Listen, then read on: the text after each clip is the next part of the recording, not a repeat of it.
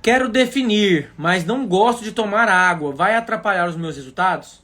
Pessoal, vamos começar pela premissa de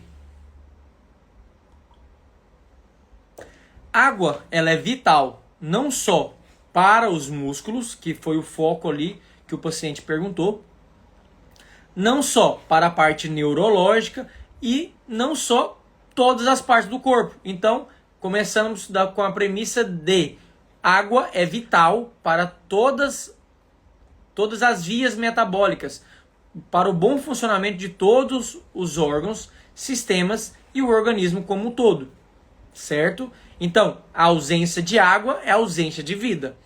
Aí, a gente partindo que sem água ou uma quantidade ideal de água, você não tem vida e muito menos não tem saúde. Quanto menos, quem dirá, estética.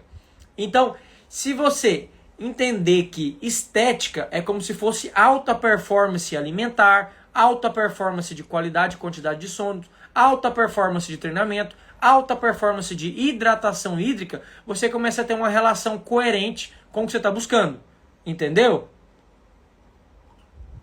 Mas vamos voltar para a pergunta. Rafael, quero definir. Definição muscular. Se eu não tiver o consumo ideal de água, vai atrapalhar? Vai e muito. Por quê? Vamos partir pelo preceito de: se você quer definir, definição nada mais é do que a convergência de dois vetores. O aumento da massa muscular e a diminuição do tecido adiposo e líquido subcutâneo. Quando eles se encontram, acontece a definição muscular. Certo? Para você seguir uma dieta, você precisa estar hidratado. Beleza? Tanto para a parte digestiva, para você produzir enzimas e saliva o suficiente para esse sistema gastrointestinal produzir suco gástrico para poder digerir, tanto para produzir todas outras enzimas e a parte mucosa do seu intestino, e aí para a parte sanguínea, para distribuir todos esses nutrientes pela corrente sanguínea, dentre outras reações. Então, se você está querendo realizar uma dieta, já fica um pouco complicado. E aí você entra para aquele outro ponto. Todo mundo que quer seguir um plano alimentar de forma sustentável, ela precisa estar alinhando tudo, certo?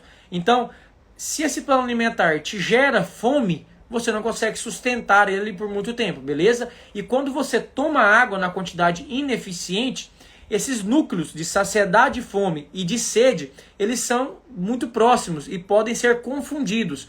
Muitas pessoas às vezes estão com sede ao invés de fome. E aí ela confunde a sede com a fome, quando essa pessoa não consome a quantidade certa de água e se alimenta mais do que precisava do que o seu planejamento alimentar. Ou seja, essa dieta ela não consegue segurar ela tem uma compulsão, não por vontade de comer, mas por sede, ela confunde esse sinal. Porque de forma inconsciente o organismo sabe que quase todos os alimentos na sua composição, eles possuem água. Igual a fruta, ela é rica em água na sua composição intrínseca, interna. E aí, o organismo acaba pedindo comida, mas ele está querendo água. Então já começa por aí. Segundo, quando você vai treinar, você precisa ter uma termodinâmica eficiente, certo? Aí você vai querer treinar e começa a ter uma transpiração maior. Se você não tem um consumo legal de água, você vai sentir tontura, vai sentir indisposição, não vai conseguir impor intensidade nesse treinamento. Ou seja, mais um fator que vai determinar que você tenha o seu resultado vai ser comprometido. Se você não tem um consumo ideal de água, todas as vias metabólicas que são primordiais para que aconteça a beta-oxidação. O que é beta-oxidação, Rafael? A beta-oxidação nada mais é o que você mais deseja, que é a via metabólica que vai recrutar os adipócitos para queimar gordura. Beleza? Realizar lipólise, depois realizar gliconeogênese e utilizar essa glicose derivada desse tecido energético de reserva. Isso mesmo, pessoal. Para queimar gordura, você depende de água. Se você não toma água, não tem um consumo hídrico diário adequado, você não vai queimar gordura com eficiência. Ou não queima gordura, ou queima de forma ineficiente do que poderia estar queimando se tivesse um consumo ideal de água. Segundo ponto, a gente pula. Lembra que eu te falei para você ganhar massa muscular, você precisa ter O aumento de massa muscular e diminuir gordura líquido subcutâneo, beleza? Já falamos sobre a via da gordura. E aí, líquido subcutâneo. O nosso organismo, quando ele percebe que você tem um consumo ineficiente de água diário, ele começa a perceber, olha, se essa pessoa, se ele não consome água, eu não posso perder água, então eu tenho que reter. Então, toda a água, seja de forma, consumindo de forma na água mesmo, ou alimento que vier para eu poder absorver, que tenha molécula de água, eu vou consumir e vou estocar, ou seja, você vai viver retido. Sabe aquela retenção hídrica que normalmente mulher tem mais? Pois é, quem bebe pouca água normalmente tem muita retenção hídrica, justamente por esse efeito de defesa, esse mecanismo de defesa do organismo. Então, queima gordura de forma ineficiente e vive retida. Bebe pouca água, retenção hídrica subcutânea. Mais dois fatores que vão atrapalhar esse processo. E o último fator, que é para ter a definição que você almeja, que é o quê?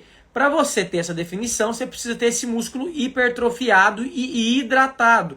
O músculo, o tecido muscular, ele é basicamente composto quase que 75 a 77, dependendo da literatura, por cento da sua composição, ele é água.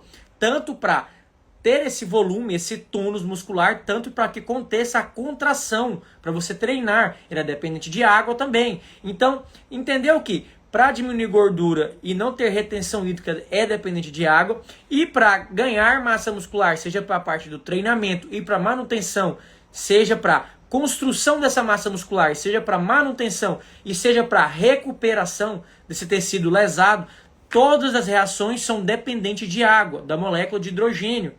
E aí, meu amigo, fala comigo agora.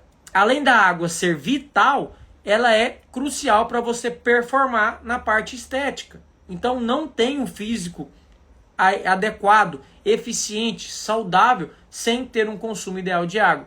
Rafael, eu evoluí mesmo tendo um consumo ruim de água. Pessoal, se a gente não pauta uma condição pelo mínimo possível, eu pelo menos trabalho para manter o máximo de resultado, performar realmente. Então, imagina, se você teve um resultado que se te foi satisfatório sem ter um consumo ideal de água, imagina se tivesse consumido. Entendeu? Acho que respondi essa pergunta. Se alguém tiver alguma dúvida ou dificuldade em relação a isso, estou à disposição. Antes que alguém pergunte, qual que é o consumo ideal de água? Para uma pessoa que é inativa, de 30 a 35 ml por quilo corporal. Já é legal. Para uma pessoa que, dependendo da atividade, que não gere uma grande sudorese, ou a pessoa tem a característica de ter uma sudorese muito acentuada, ela vai de 35 a 45. Pessoas que praticam atividades de tipo maratona, de longa duração, a gente já passa para 45 a 70, dependendo do caso. Então, indivíduos normais, 35 a 40 é uma média boa, beleza? Você já vai conseguir ter saúde e conseguir garantir essas vias metabólicas de forma eficiente. Vamos para a terceira pergunta.